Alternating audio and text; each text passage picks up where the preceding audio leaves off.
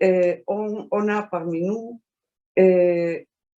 Monsieur Brown, Monsieur Eric Brown, qui est à mes côtés et qui vient nous parler du centre qu'il dirige. C'est le Centre d'information sur les institutions européennes à Strasbourg. Et ce centre, qui se situe dans le lieu d'Europe au premier étage, forme part d'un réseau dénommé Europe Direct. En réalité, c'est un programme de la Commission européenne qui essaye de donner un maximum de divulgation à tous les programmes et à toutes les politiques de l'Union, mais aussi d'expliquer en quoi consiste la vie institutionnelle des autres institutions ici à Strasbourg. Il prétend, à travers ce programme, de se rapprocher du grand public, c'est-à-dire que M. Brown, il fait une labeur de divulgation, comme nous la faisons aussi à notre niveau. M. Brown a accepté de se joindre à nous cet après-midi, et comme d'habitude, ça va être mon collègue Evangelos Gintersos qui va nous guider parmi la quantité d'informations que M. Brown va nous donner, vous donner, mais il va surtout modérer cet événement. Il a donc le pouvoir de donner ou de quitter la parole aux intervenants. Et je passe la parole, moi, de ma part, à M. Gintersos. Gracias, Evangelos. Merci beaucoup, Rosa. À mon tour de remercier Eric Brown d'avoir accepté notre invitation. Avant de lui passer la parole pour vous faire une présentation comme lui il veut, la carte blanche, carte libre, pardon. Alors, avant de lui laisser la parole, j'aimerais juste m'adresser aux participants de cette réunion, conférence online. Alors, comme Rosa a dit, moi je suis là pour vous donner la parole et peut-être pour la couper aussi, mais non, rassurez-vous. Alors, juste pour respecter un peu le temps, parce que s'il y a des questions ou même des remarques, on est prêt à recevoir les remarques ou même l'observation, des observations sur les centres des institutions européennes ou sur le Parlement européen. Et je suis là pour vous donner la parole, mais comme je dis, s'il vous plaît, s'il y a trop de questions, que les participants ne s'éternisent pas dans la parole. Donc, 1 minute de questions, ça serait parfait. Et notre invité, 3 minutes de réponse, ça serait parfait aussi.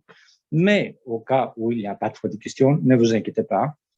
Nous sommes là pour passer une heure agréable concernant le centre d'information sur les institutions européennes. Bon, pour nous, c'est C2IE, c'est pour les initiés. Alors, la parole est à toi, Eric.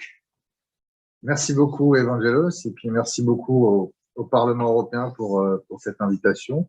Je vais essayer de partager mon écran pour avoir une petite présentation un peu plus interactive. J'espère que ça va fonctionner. Donc, je partage mon écran tout de suite. Voilà, j'espère que vous voyez tous. Donc, comme l'a dit Rosa et Evangelos, je suis Eric Brown et je dirige donc le Centre d'information sur les institutions européennes à Strasbourg, qui se trouve pas très loin finalement du bâtiment où je me trouve actuellement du Parlement européen, puisqu'on est également dans le quartier européen de Strasbourg, au sein d'un bâtiment qui s'appelle le Lieu d'Europe et qui est à l'entrée de la Robertsau, que vous voyez donc en image pour ceux qui sont peut-être de Strasbourg ou qui sont déjà venus. Vous avez peut-être déjà vu cette maison dans laquelle nous nous trouvons actuellement. Alors, l'association que je dirige, donc le Centre d'information sur les institutions européennes, ou C2IE, comme le disait Evangelos pour les initiés, c'est une association qui existe depuis plus de 25 ans maintenant, puisqu'elle a été créée en 1995, avec comme mission principale d'informer les citoyens sur l'Union européenne, mais aussi, puisqu'on est à Strasbourg, sur les autres institutions qui sont présentes, comme le Conseil de l'Europe ou la Cour européenne des droits de l'homme. Cette association a été créée par 3 collectivités. La région, alors à l'époque c'était la région Alsace, aujourd'hui région Grand Est, c'était le département du Bas-Rhin, c'est la CEA aujourd'hui, et c'est donc l'Eurométropole de Strasbourg qui ont voulu créer cette association et qui sont membres de l'association. Actuellement, j'ai 6 collègues, donc on a une équipe de 7 personnes qui travaillent au sein de l'association. Et on a également une équipe de 50 bénévoles, mais j'y reviendrai un peu plus tard dans nos actions. Et comme on l'a dit aussi en introduction, on fait partie d'un réseau d'information qui s'appelle les Centres Europe Direct, qui est un réseau officiel d'information de la Commission européenne. Et qui vous avez reçu le label en 2020. 21, oui. 21, pardon. Voilà, en 2021, on a renouvelé notre label comme 47 autres centres en France que vous voyez ici sur la carte. Vous voyez, donc les centres sont bien répartis sur le territoire français et dans les territoires et départements d'outre-mer également. Donc il y a 48 centres comme le nôtre qui ont été donc renouvelés en 2021 pour 5 ans, donc sur la période 2021-2025. Et dans les 27 pays de l'Union européenne, nous sommes 424 centres labellisés par la Commission européenne et qui avons donc pour mission d'informer les citoyens sur l'Union européenne. Pour revenir à notre centre, donc celui de Strasbourg, comme je le disais avant, il est donc situé dans le quartier européen de Strasbourg. Donc vous voyez, pas très loin du Parlement européen et en face de la Cour européenne des droits de l'homme. Et on a donc, et nous sommes dans ce bâtiment depuis 2014. Donc ça fait bientôt 8 ans maintenant que nous sommes ici et nous partageons ce bâtiment avec nos collègues de la ville de Strasbourg qui gèrent l'entièreté du lieu d'Europe, avec notamment une exposition permanente qui est visible du mardi au dimanche, qui peut être visitée de 10h à 18h, et qui est donc visitée. Alors oui, il y a une petite erreur, en 2021, c'est pas 33 000, c'était 2019 où il y avait 33 000 visiteurs. Alors j'ai mis 2019 parce que c'est une année un peu, on va dire, normale, hors Covid. Forcément, en 2020 et 2021, les chiffres ne sont pas du tout les mêmes. Je crois qu'on est plutôt aux alentours de 10 000. Mais forcément, on a été fermé pendant 3-4 mois, voire 5 mois sur certaines périodes. Et donc, les chiffres ne sont pas forcément significatifs depuis pratiquement 2 ans, mais comme dans beaucoup d'autres lieux, je crois. Alors, je vais vous présenter rapidement le type d'activité qu'on propose. Il y a un centre de documentation, on propose des expositions, des outils pédagogiques, le Club Europe, des animations pour les scolaires, des conférences grand public, des émissions de radio et de télé, des stands d'information et forcément aussi de l'information sur le numérique. Donc, le centre de documentation qui se trouve au premier étage du lieu d'Europe est vraiment le cœur de notre activité puisque c'est là qu'on accueille le public. Donc, les gens peuvent venir nous voir tous les jours, du lundi au vendredi de 10h à 18h, prendre de la documentation puisque en tant que Centre Europe Direct, on a accès à toute la documentation officielle de l'Union européenne. Donc, on peut prendre tous les documents qu'on souhaite dans notre centre. Ils sont accessibles en 3 langues, en français, en allemand, en anglais, mais on peut aussi, sur demande, les avoir dans les 24 langues de l'Union européenne. Donc, au-delà de toutes ces brochures-là, on a également accès aux journaux officiels, on a des documents audiovisuels, on a une documentaliste qui est présente sur place et qui répond à toutes les questions. Alors, les questions peuvent être très variées, ça peut être je suis un jeune, j'ai envie de faire une année d'études à l'étranger, comment ça se passe, j'aimerais savoir comment fonctionne le Parlement européen, je ne connais pas les programmes pour l'audiovisuel, quels sont-ils? Donc vraiment, on répond à toutes les questions et si on ne peut pas y répondre tout de suite, on oriente aussi les gens vers d'autres structures qui peuvent parfois être plus à même de leur répondre. Toujours un petit focus sur les chiffres. Encore une fois, j'ai remis cette fois-ci 2021 et 2019 pour vous montrer un peu la différence. En 2021, il y a 1900 personnes qui sont venues dans nos locaux pour s'informer au centre de documentation et en 2019, on était à plus de 4000, encore une fois, en raison de la situation actuelle. En plus de toute cette information sous forme de documentation, on a aussi des outils qu'on met à la disposition de tout organisme en Alsace qui le souhaite. Donc, c'est notamment des expositions. Donc, on a, je crois, 22 expositions qu'on met à disposition gratuitement de tous les organismes qui le souhaitent, sur des thématiques très variées sur l'Union européenne. On a une expo sur les pays, on a une expo sur Robert Schuman, sur le Conseil de l'Europe, sur l'Europe à Strasbourg, sur l'Europe dans notre quotidien. Donc, on a vraiment une grande variété d'expositions qu'on prête à tous les organismes qui le souhaitent en Alsace. On a également des outils pédagogiques, j'y reviendrai un peu plus tard, puisque c'est grâce à tous ces outils, alors soit qu'on utilise parce qu'ils existent, parce qu'ils ont été créés par la Commission européenne par exemple, mais il y a aussi beaucoup d'outils qu'on crée nous-mêmes pour s'adapter un petit peu à nos différents publics, que ce soit sous forme de jeux, sous forme de cartes, sous forme d'applications, sous forme de présentation. Donc, on a plein d'outils qu'on a créés pour compléter ce qui existe déjà au niveau de l'Union européenne. Et donc, ces outils nous servent notamment à faire beaucoup d'animations auprès des scolaires, notamment. Et ces animations, on les fait grâce à un réseau d'intervenants. Je parlais tout au début de nos 50 bénévoles. Ce réseau d'intervenants qu'on a nommé le Club Europe, ils sont donc au nombre de 50. Et donc, c'est des personnes bénévoles qui nous accompagnent dans toutes les informations et dans toutes les animations qu'on fait auprès des scolaires. Donc, c'est des personnes qui viennent d'horizons très variés. Alors, il faut bien le dire, dans les 50 personnes, il y en a une quarantaine qui sont plutôt des seniors, des jeunes retraités, mais des personnes qui ont travaillé, certains ont travaillé dans les institutions européennes, d'autres ont été enseignants, mais d'autres ont fait des choses totalement différentes. Mais ils ont voulu s'impliquer parce que ce sont des Européens convaincus et qu'ils ont envie de partager leur connaissance et leur envie d'Europe avec les plus jeunes. Donc nous, on s'occupe de les former, de les accompagner au début, et ensuite, une fois qu'ils sont opérationnels, on va dire, c'est eux qui nous aident à faire les actions auprès des scolaires, aussi bien dans les établissements scolaires de toute l'Alsace, puisqu'on se déplace dans tous les établissements scolaires, que dans nos locaux, au lieu d'Europe, où on accueille aussi énormément de groupes scolaires toute l'année. Et pour vous donner un ordre d'idée, toujours sur quelques chiffres, depuis 2003, puisque ce Club Europe, on l'a créé en 2003, il y a presque 20 ans maintenant, et ben, ils ont rencontré presque 200 000 élèves, enfin même plus que 200 000 élèves sur cette période-là, et réalisé plus de 7 000 animations pendant ces 19 ou 18 années que ce club existe. Alors ces animations, elles sont très variées, puisque nos outils, je le disais précédemment, sont aussi très variés pour s'adapter vraiment à tous les publics, puisqu'on commence à faire nos présentations dans les classes de CM1, CM2, donc c'est des enfants qui ont 9, 10 ans. Et après, là, on a marqué jusqu'à 18 ans parce que c'est l'année du bac, mais on continue aussi à faire des présentations pour les étudiants, par exemple, ou pour les adultes.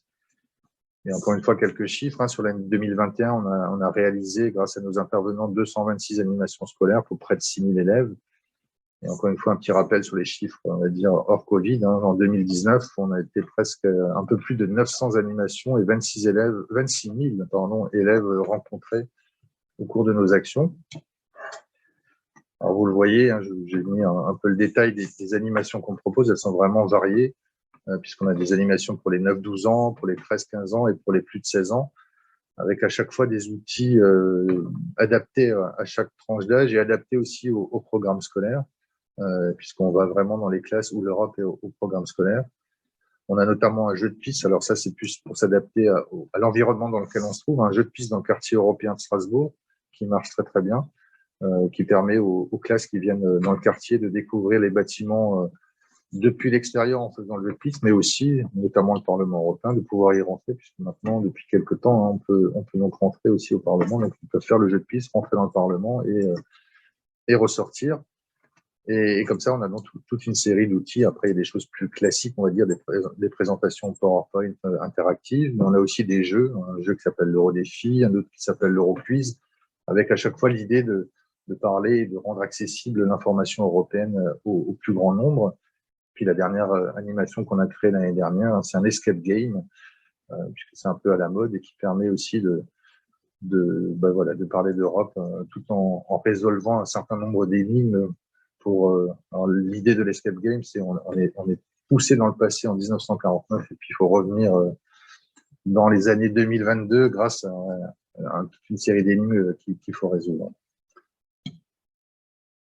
Alors sur les animations scolaires, encore une fois, ça c'est juste pour vous montrer un peu le type de public qu'on rencontre. Donc je le disais, on accueille aussi bien au lieu d'Europe, un peu plus de la moitié de nos animations se font dans nos locaux, et une autre moitié, ou un peu moins, se fait dans les établissements scolaires, puisque je le disais, on se déplace partout.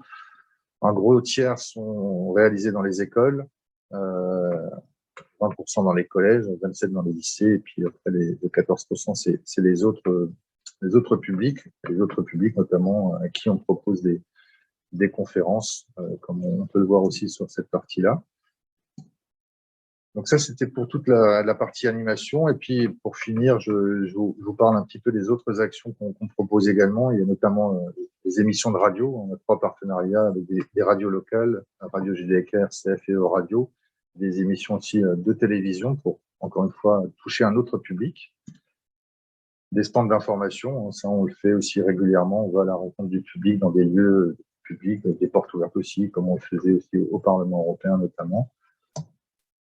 On a, je le disais aussi tout au début, des réseaux sociaux sur lesquels on communique énormément aujourd'hui pour toucher notamment un public plus jeune.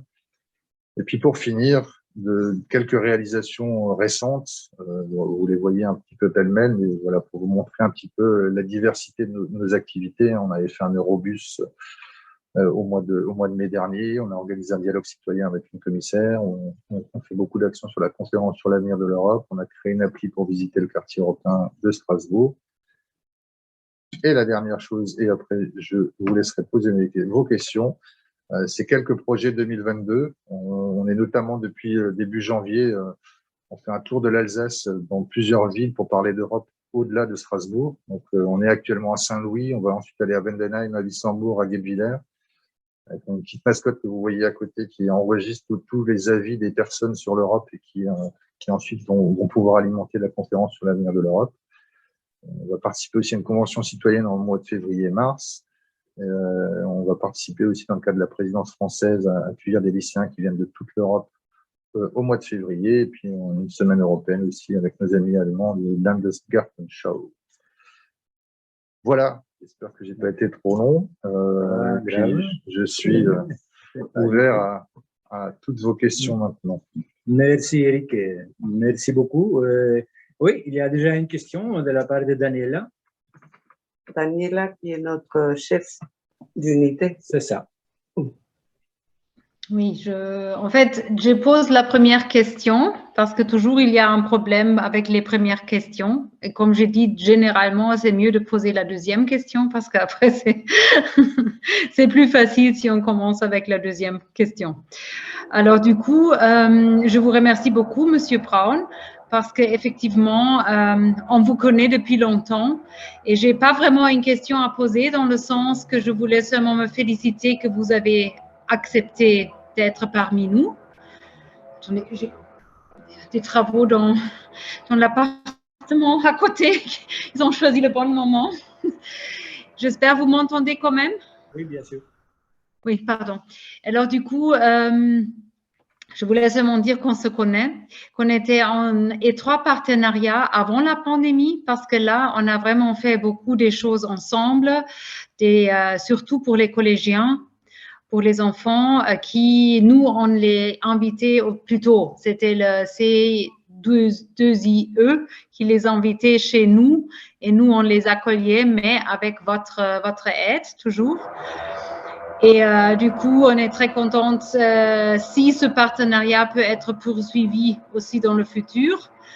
Et en fait, pour le reste, comme dit, je vous remercie. Je laisse maintenant poser la troisième question et je vous remercie beaucoup d'être là. Merci beaucoup. Merci Daniela. Est-ce qu'un autre, voilà, Ibrahim Sherif a demandé la parole, mais il a le droit de ne pas apparaître à l'écran. Donc, parce que j'ai oublié de dire tout à l'heure, mais plutôt, je n'ai pas oublié, mais je n'ai pas eu le temps. Ça, c'est qu'à la fin de la réunion ou de cette conférence, tout ce qu'on dit, tout ce qu'on fait sera sur YouTube. Donc, ceux qui ne veulent pas faire apparaître leur visage, ils ont tous les droits. Et comme le monsieur qui veut poser la question, Ibrahim Sherif, la parole est à vous. D'accord. Merci beaucoup. Allô? Oui, on vous écoute. Ok, je tenais à remercier déjà le conférencier pour la présentation. Moi, je suis doctorant à l'Université de Strasbourg. Je suis en deuxième année de thèse en droit pénal sciences criminelles. Et j'ai une question par rapport au bénévolat. Je voudrais savoir comment faire pour faire partie de vos bénévoles. Bah, c'est très simple en fait. Il suffit d'aller sur notre site internet D'accord. strasbourg-europe.eu et vous verrez, vous aurez un onglet, enfin dans le menu Club Europe. Et donc le Club Europe, c'est le club de nos bénévoles et vous aurez un formulaire d'inscription. Et il suffit de s'inscrire. Et puis une fois que vous êtes inscrit, on vous recontacte pour vous proposer une première formation sur nos outils pédagogiques et puis ensuite un accompagnement avec vous dans une classe. Et puis après, si tout va bien, ce qui est le cas dans 99,9% des cas, ben, vous pourrez nous accompagner dans nos actions auprès des scolaires. D'accord. Maintenant, ma dernière question, c'est est-ce que c'est possible que je puisse avoir une attestation de participation à cette conférence? Parce que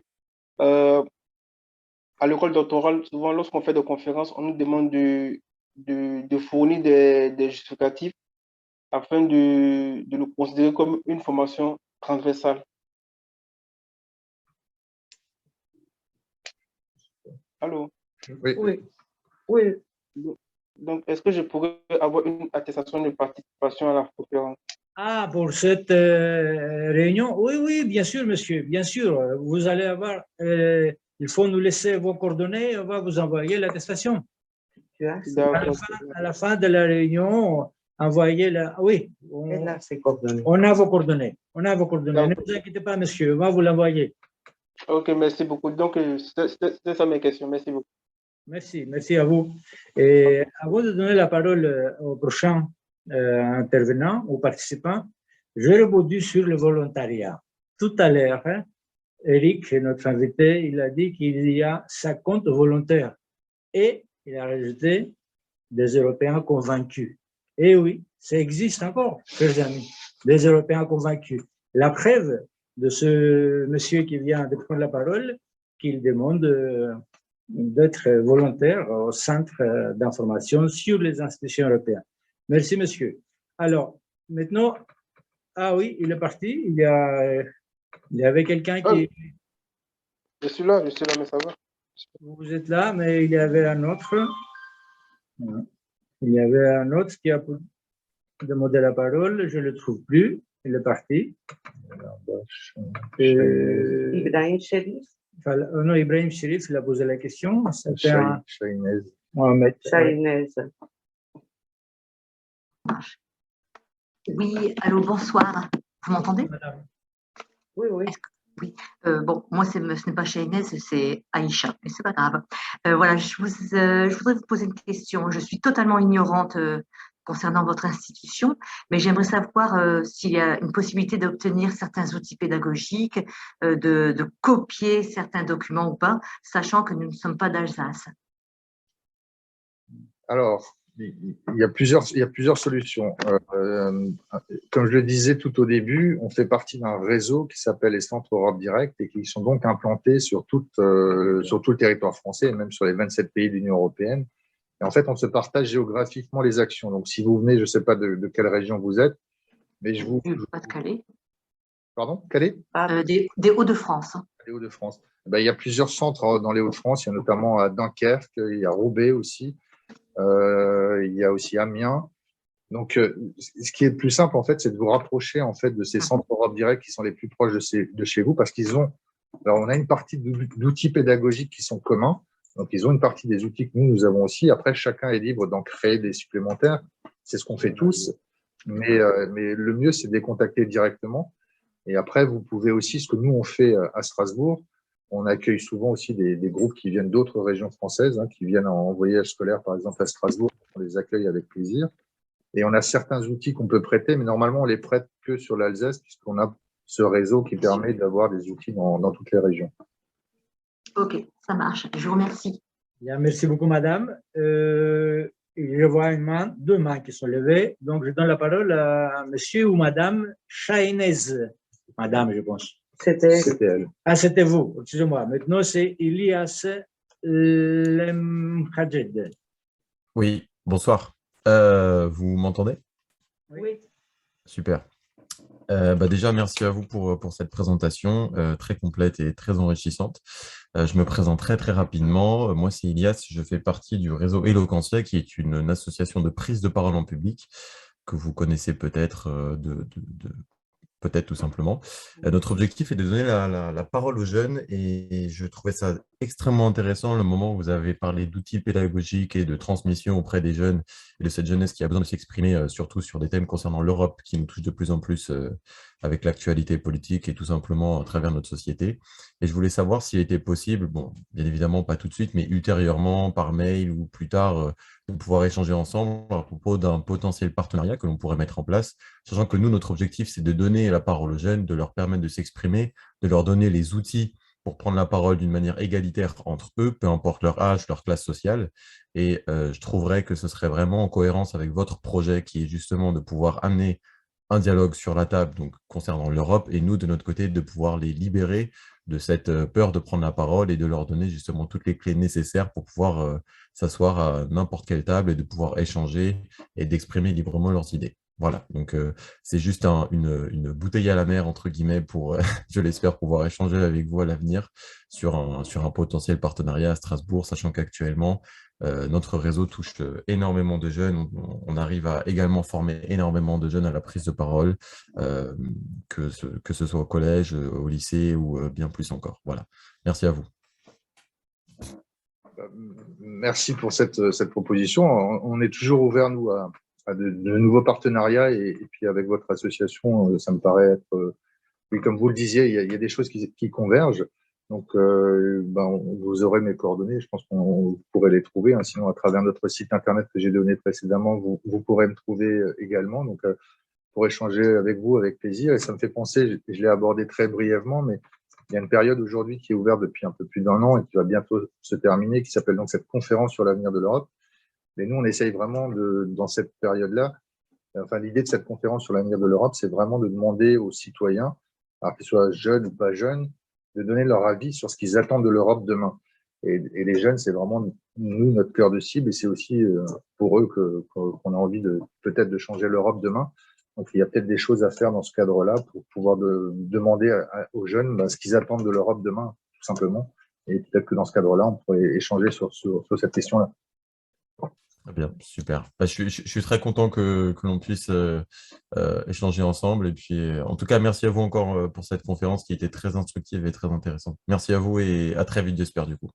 Merci à vous aussi, Ilias.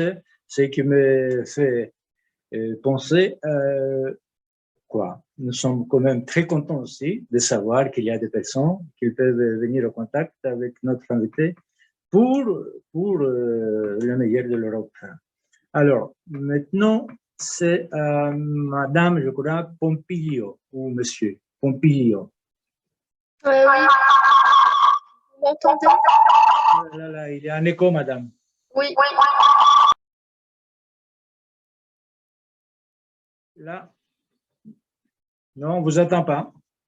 On vous donne la parole, vous avez coupé le micro, voilà. Est-ce que vous m'entendez? Non, apparemment. Il y a un écho, votre ordinateur n'est pas au point. Vous pouvez, Madame, vous pouvez envoyer la question par écrit. Comme ça, notre invité peut vous répondre ce soir ou plus tard même. Donc, si vous avez des problèmes de son, essayons encore. Essayez de parler, Madame. Je vois. Il est coupé, il est ouvert votre micro. Vous m'entendez? Oui, donc il y a un petit problème de son, Madame. Alors, si vous pouvez écrire votre question, nous allons la recevoir et vous répondre de suite. Sinon, notre invité peut répondre un peu plus tard. Et si vous voulez, on peut essayer encore, on laisse la parole à quelqu'un d'autre. Est-ce qu'il y a un autre qui veut prendre la parole? Ah, il y a une question écrite. Alors, pouvez-vous donner des précisions sur la formation des bénévoles qui seraient susceptibles d'intervenir dans les classes? Alors, la formation qu'on propose aux aux bénévoles qui veulent donc s'inscrire dans notre Club Europe se fait en 2 temps, on va dire, même en plusieurs temps. Dans un premier temps, on leur présente de manière générale ce qu'est notre association, comment on fonctionne, quels sont les publics, etc. Donc un peu une présentation comme on peut le faire actuellement. Et après, dans un deuxième temps, on les rencontre à nouveau pour leur présenter des outils pédagogiques. Alors, on le fait aussi par étapes. En général, le premier outil qu'on présente, c'est des outils qu'on utilise dans les écoles primaires, donc pour les enfants de 10 à 12 ans à peu près. Et en même temps, on leur fait une formation un petit peu sur le fond, sur l'Union européenne, ce que c'est que l'Union européenne, son histoire, ses institutions, comment elles fonctionnent, les quelques politiques européennes, les programmes européens, pour qu'ils aient un petit peu de fond, parce que tout le monde n'a pas le même fond. Et puis après, on leur propose de leur montrer comment fonctionnent nos outils pédagogiques, tout en sachant que nous, ce qu'on demande tout au début, c'est pas forcément d'avoir d'énormes connaissances sur les questions européennes. Ce qu'on veut surtout, c'est que les personnes qui viennent chez nous aient envie de transmettre cette information auprès des plus jeunes. Après, le fond, on arrive toujours à faire des formations, à faire des mises à jour. On a des outils numériques, on a plein de choses qui permettent à nos bénévoles de se tenir informés de l'actualité européenne. Et ce qu'on cherche surtout, oui, c'est d'avoir des gens qui ont cette envie de transmettre. C'est pour ça que je disais au début qu'il n'y a pas forcément des gens qui ont un grand bagage européen quand ils arrivent chez nous. Et puis, ce qui est bien aussi, c'est qu'ils apportent, quand ils font leurs animations, ils apportent aussi leur vécu. C'est-à-dire que nous, on est un peu des spécialistes parce que c'est notre travail, mais eux, eh ben, c'est du volontariat et en plus, ils amènent leur vécu parce que certains ont été élus, certains ont travaillé à l'étranger, donc ils peuvent aussi amener leur expérience aux enfants. Et c'est aussi très important, à mon sens, quand on fait des animations auprès des plus jeunes. Bien, merci beaucoup pour cette question écrite. Merci Eric aussi pour la réponse. Et il y a encore une autre question écrite. Est-ce que vos bénévoles interviennent sur les établissements privés? Oui.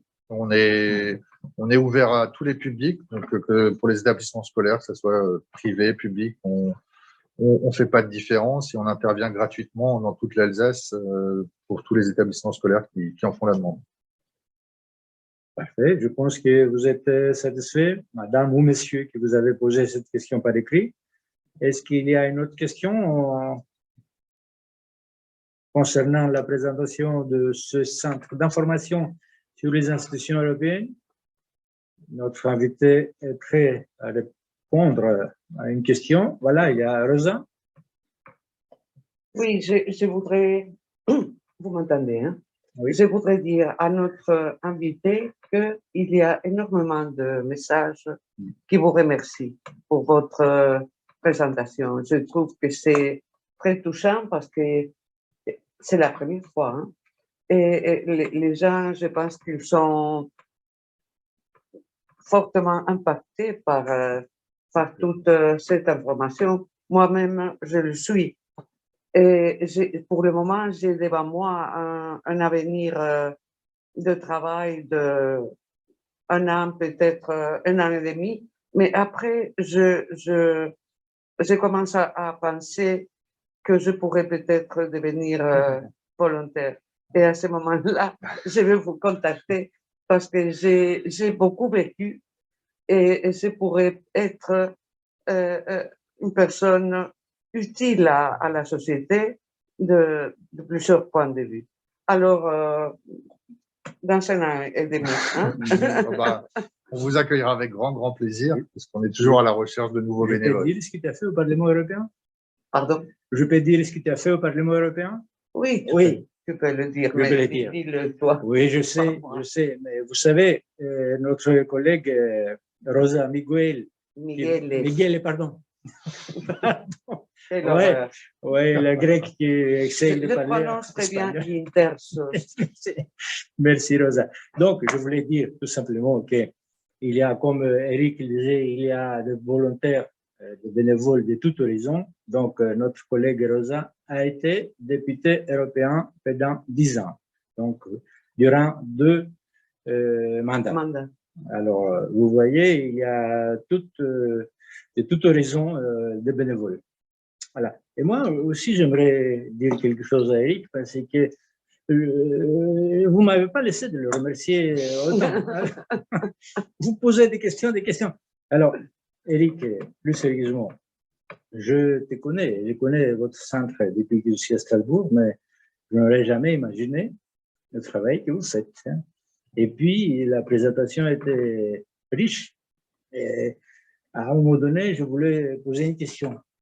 Mais non, je n'ai pas de question à poser parce que la présentation, comme je dis, était parfaite, riche et bien fondée.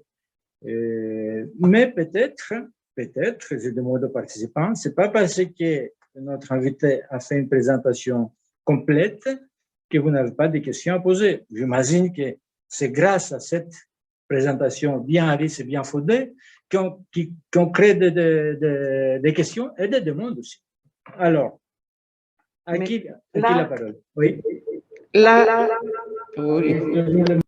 Madame Copillo. Mais là, on a une question. Je vois que c'est une Espagnole qui la pose, espagnole comme moi. Alors, Mar Rodríguez Mediavilla vous pose la question. Bonjour, merci beaucoup pour votre exposition. Dans votre opinion, serait-il possible un processus permanent de sélection pour les centres Europe Direct? Maintenant, il faudrait attendre jusqu'à 2025. Est-ce que vous pouvez répondre? Alors, c'est vrai que pour obtenir le label Europe Direct, c'est des périodes. Alors, la période précédente, c'était 3 ans. Maintenant, c'est 5 ans. Donc, c'est déjà un peu plus long. Mais il faut tous les 5 ans, en gros, que toutes les structures qui le souhaitent candidatent pour renouveler le label Europe Direct. Alors, c'est pas toujours les mêmes qui restent dans le réseau, même si en France, je crois qu'on est 48 aujourd'hui. Je crois qu'il y en a 40 ou 42, je crois, j'ai plus le chiffre exact, mais qui étaient déjà dans la précédente mandature, on va dire. Mais il y a des nouveaux qui arrivent chaque année parce que de nouvelles structures ont envie de postuler et d'obtenir ce label Europe Direct.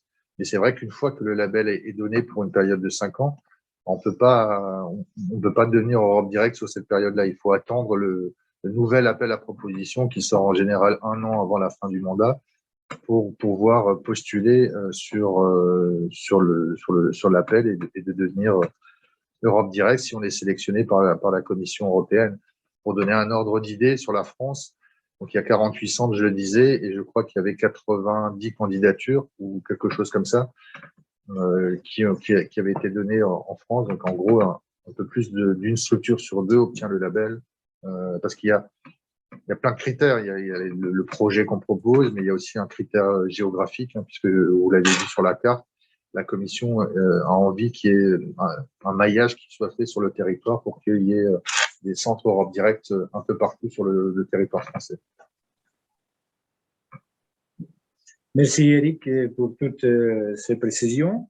Je dois rassurer à notre intervenant de tout à l'heure, Elias Lemchaheb, que nous avons reçu son nom de l'association. Donc, Eloquencia, elle s'appelle l'association. Merci beaucoup, Elias. On va vous transmettre par écrit les réponses. Bien.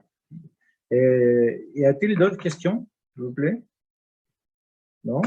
Alors, parmi mes collègues qui sont là sur place? Sinon, moi, je vais poser une question à Eric, mais concernant le foot. Dans ce cas-là, parce que c'est un ancien footballeur comme moi. Alors, quand on va commencer à parler de foot, je pense que tout le monde va disparaître de l'écran. Alors, ne nous poussez pas à cette... Alors, quelqu'un d'autre? Non? Sinon, moi, j'ai une question aussi, parce que je peux poser des questions. Alors, j'ai peut-être mal compris sur la présentation, mais est-ce que vous vous déplacez en tant que personne? Parce que c'est vrai que vous traitez les expositions que vous en avez, qui sont nombreuses, mais en tant que personne, vous pouvez vous déplacer?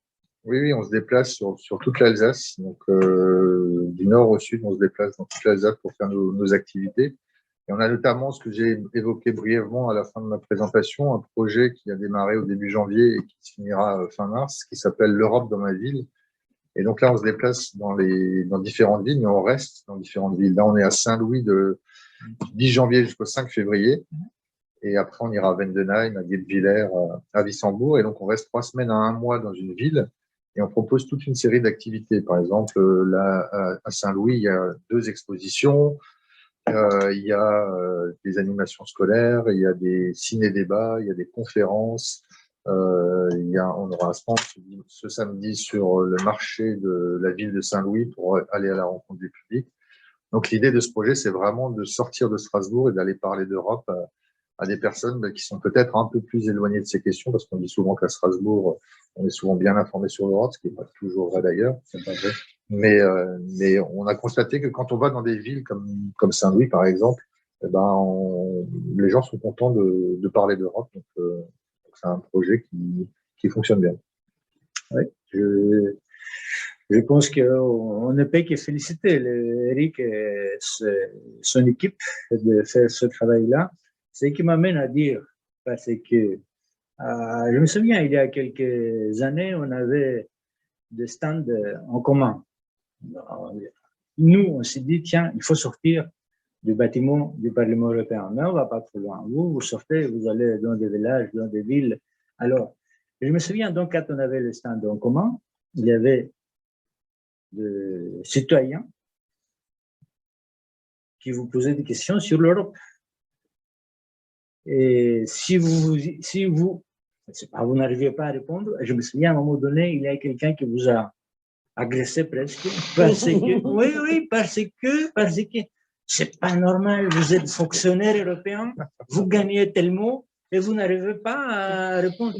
Donc, ce ne sont pas des fonctionnaires européens, mes amis et mes participants sur cette.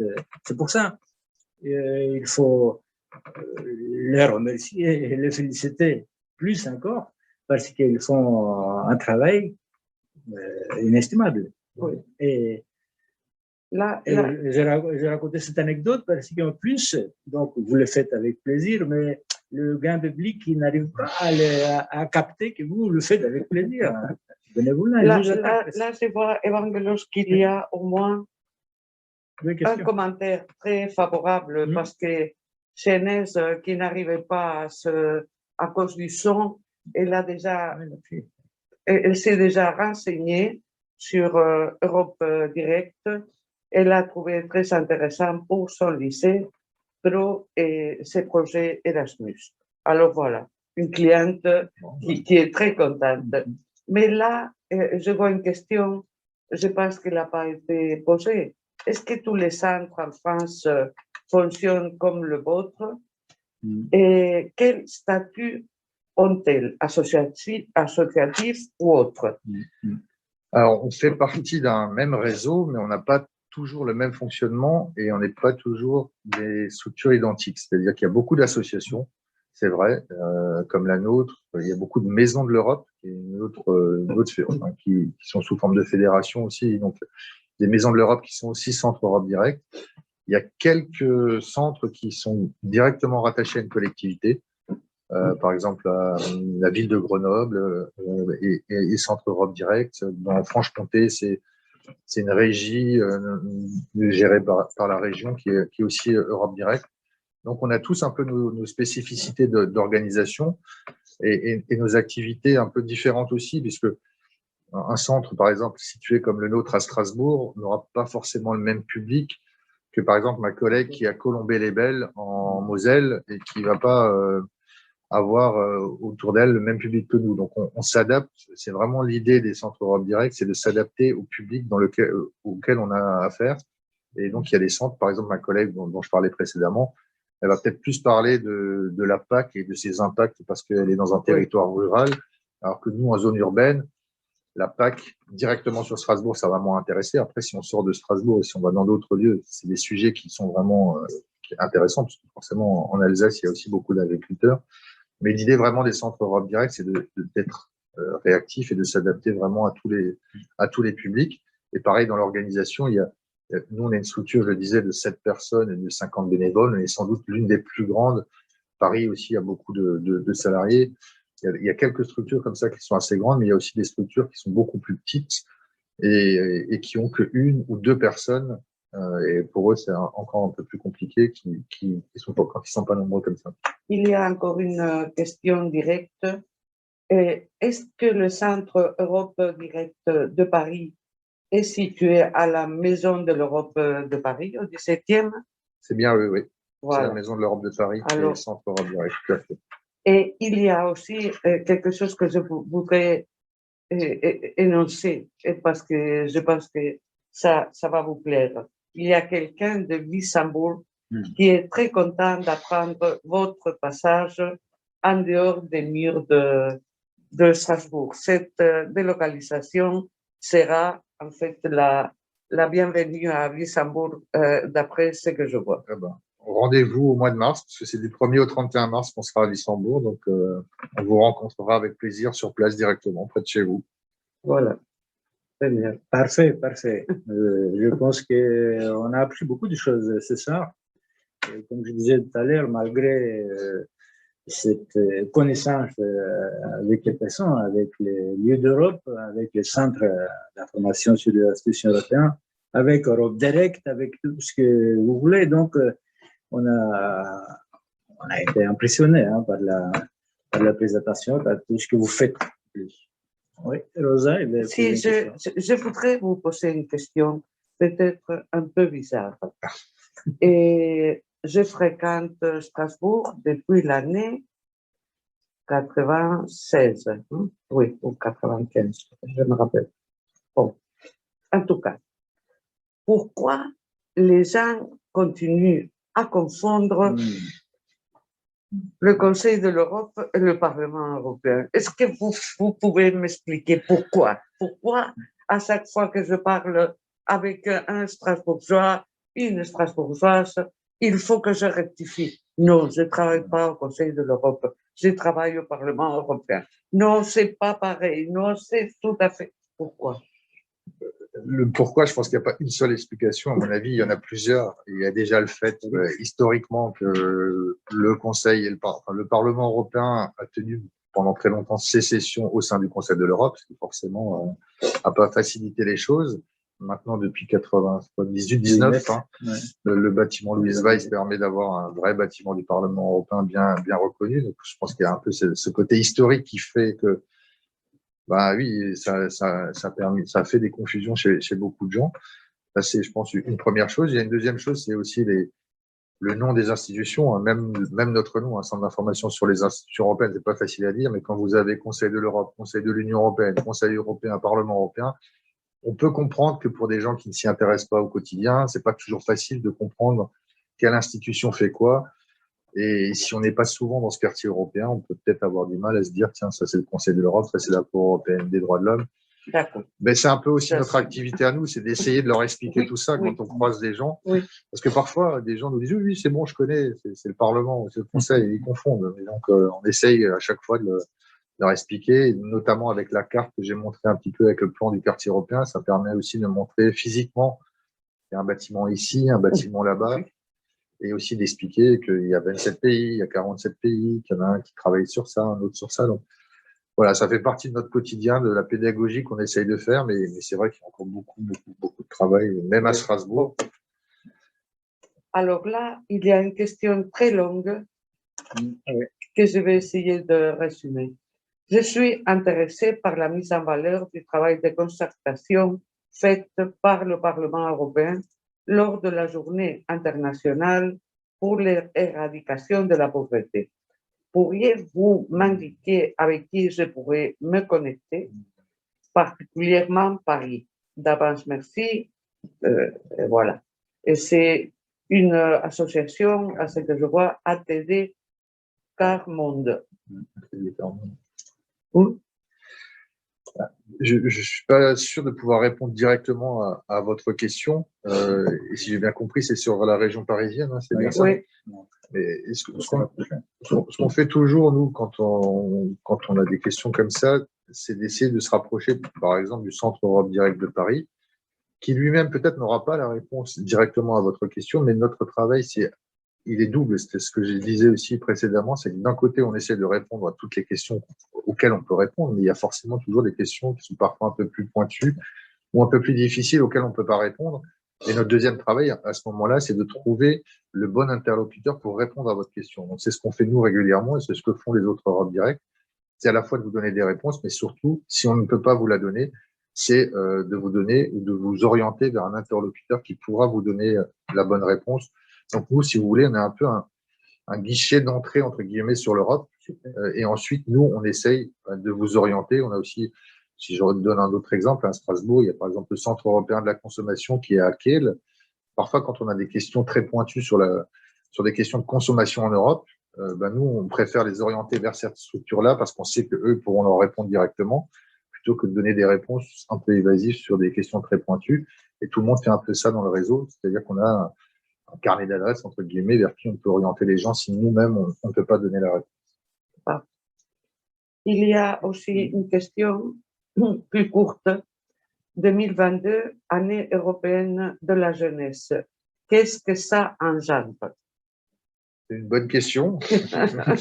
Parce qu'en ce moment, c'est vrai qu'il y a un peu beaucoup de choses européennes. Il y a la présidence française du Conseil de l'Union européenne, il y a cette fameuse conférence sur l'avenir de l'Europe dont j'ai parlé précédemment. Et puis, il y a l'année européenne de la jeunesse. Alors, il faut savoir que quasiment chaque année, l'Union européenne décrète une année européenne. L'année dernière, par exemple, c'était l'année européenne du rail. L'idée, c'était de mettre en avant le rail, les trains, la mobilité douce, mobilité verte à travers ce rail. Et cette année, donc, c'est l'année européenne de la jeunesse. Donc, l'idée, c'est de mettre en avant la jeunesse, que ça soit sous forme d'avis dont je parlais tout à l'heure sur la conférence sur l'avenir de l'Europe. Donc, sonder les jeunes sur ce qu'ils attendent de l'Europe de demain, mais aussi d'essayer par exemple, le président français a par exemple parlé d'instituer un service civique européen. Alors, il y a déjà quelque chose qui existe, un corps européen de solidarité qui permet de faire un volontariat à l'étranger, mais par exemple, il a proposé, en tout cas, c'est pas sûr que ça va se faire, mais ce qu'il souhaiterait, par exemple, c'est que chaque jeune puisse partir pendant 6 mois, 9 mois dans sa vie, finalement, à l'étranger, en Europe, pour participer à un volontariat, quel qu'il soit, dans un autre pays européen. Donc, une année européenne, c'est vraiment pour mettre en lumière des projets autour d'une question, là, en l'occurrence, la jeunesse. Donc, l'idée, c'est de faire avancer des projets qui permettent aux jeunes de s'approprier les questions européennes. Merci, Eric. Avant de répondre à une question précisément, il y a quelqu'un, Claude Leclerc, qui je ne comprends pas la question. Est-ce que tu comprends, Rosa? Fort heureusement, il y a le rallye à la Robertson. Monsieur. Peut-être qu'il veut parler du jeu de piste que j'évoquais à un moment. Le jeu de piste dans le quartier européen, je ne sais pas si c'est ça, mais oui, on propose, nous, un jeu de piste dans le quartier européen qui permet justement de visiter de l'extérieur le quartier européen et donc d'un peu mieux comprendre peut-être la différence entre le Conseil de l'Europe et le Parlement européen. Parfait, merci beaucoup, Eric, parce que je ne comprenais pas la question. Voilà. Heureusement qu'Eric est là. Alors, il y a une question. Pourriez-vous, après la fin de votre présentation, nous envoyer la vidéo? Mais bien sûr, madame ou monsieur, comme j'ai dit au début, vous aurez tout le loisir de visionner cette heure de conférence sur YouTube. Juste après la fin, donc que ça s'approche à la fin, malheureusement, je suis obligé de clôturer. Donc, juste après la fin de cette heure de conférence, nos collègues ils vont mettre cette conférence sur YouTube. Voilà la réponse en live. Alors, je ne sais pas s'il y a une autre question. On peut toujours prolonger d'1 minute ou de 2. Ah, non, c'est la montre là-haut, c'est marqué 19h01, mais sur l'ordinateur, c'est 18h58. Donc, nous avons 2 minutes s'il y a quelqu'un qui veut poser la question. Une question? Non, personne n'ose maintenant, hein, parce qu'on est fatigué peut-être. Ou bien, comme je dis, il ne fallait pas faire une telle présentation. Elle était riche, bien complétée, bien fournie. Et tu n'as pas laissé les participants poser des questions. En tout cas, vous étiez nombreux ce soir. On vous remercie, et moi et mes collègues qui sont en charge de cette conférence. Et on vous dit à très bientôt, c'est-à-dire dans 2 semaines, je crois. on reçoit énormément Remerciements. de remerciements. Ouais. Oui. Et tous les remerciements vont à Eric. À moi, ça me fait chaud au cœur, vraiment, parce que c'est très gentil de tout le monde. Merci pour cette belle conférence. Merci pour cette présentation. Merci beaucoup, merci beaucoup. C'est vraiment adorable. Et tout ça grâce à vous, M. Brown. Oui. Bah, merci en tout cas pour l'invitation. Et il y a une personne qui vous dit à bientôt à Wissembourg. Ah C'est bah, ça. avec Alors, plaisir. voilà. On se croisera à Wissembourg avec plaisir. Bien, Merci, merci beaucoup à tout le monde. Merci à tout le très monde. bientôt. On vous quitte. À Bonne très soirée. bientôt. Bonne À soirée. février. En février.